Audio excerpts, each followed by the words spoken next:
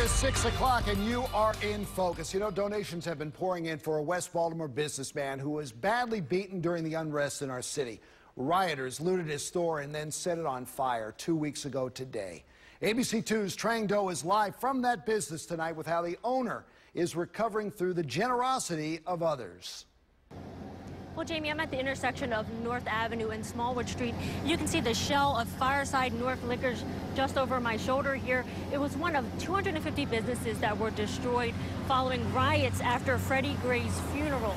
Now, you can see that there's significant fire damage and all the windows are boarded up. This building is slated to be demolished very soon. I talked to owner John Che, and he tells me that he's not sure at this point whether he will rebuild and reopen, but he's getting help getting back on his feet through the kindness of friends and strangers across the country. Right. So, you bet, John. All right. Get down. A bright moment captured between friends following one of the darkest days in Baltimore's history. 2 weeks ago, it was hard for John Che to imagine he would smile and laugh again. Great support.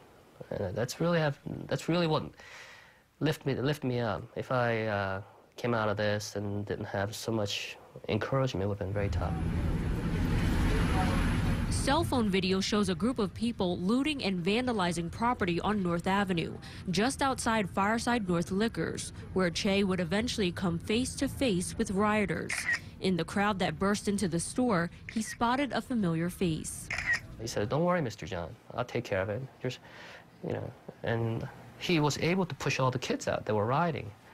And I was very thankful to him. But the second wave to come minutes later was unstoppable. It had to have been at least 100, 150 kids. And they were coming with crowbars and pipes, poles. And they started prying everything open. Che ushered his brother upstairs to grab important paperwork and guided an employee outside to safety, where he pleaded with the crowd to stop. There's a lot of good people that came drive by, say, "John, get in my car, I'm going to drive you out here. They're going to kill you." I said, "I can't leave. I got people in there." Before he knew it, someone punched him to the ground. Another person kicked him in the face, fracturing the bones around his eye socket. I didn't even know what happened because I couldn't even see because my glasses all came out. So I'm on the ground, bleeding profusely, and all I know is that I can hear the helicopters hovering. So they picked me up and swooped me away.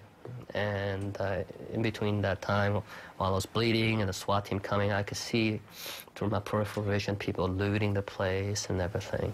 While in the hospital, Che learned the building was set on fire, its contents looted, his business of 9 years a total loss. He had insurance, but not enough. The amount I paid into it, I'm not going to recover. It was just too much. The building, the loss, the inventory. Che's close friend Steve McCoy knew he had to do something. He loses his business entirely. Now he doesn't have a business, he doesn't have an income, he doesn't have a wife who works or even speaks English, and he's got a needy baby. Talk about a person who's in need of help. McCoy and his wife put the call out to friends who suggested setting up a GoFundMe account to collect donations. Thanks to email and social media, the fund was an overnight success. Wake up the next morning and we've got a couple $1,000s going. And by the end of the first day, I think, we may have had $10,000. In just under 2 weeks, the fund raised upwards of $30,000 from more than 400 donors. John Che supporters, 29,000 plus. And you have our support, John. Jeez. I don't want to start crying here, but thanks. Thanks, Steve. I'm not experienced in this thing of fundraising. I just did it out of concern for a friend who's not just a friend, but John has always done things without expecting payback or whatever. And he's touched people. Including his customers in West Baltimore, who continue to call and ask him to return and rebuild. As for coming back as a business owner, he's not sure, but he says he'll be back in some way. I'll go back to my community because for 9 years they helped me put food on my table. So how can I just walk away? Now take a look here at the surveillance cameras surrounding the store. Che tells me that ATF agents actually were able to identify one of his attackers using that surveillance video, and they are looking to identify even more.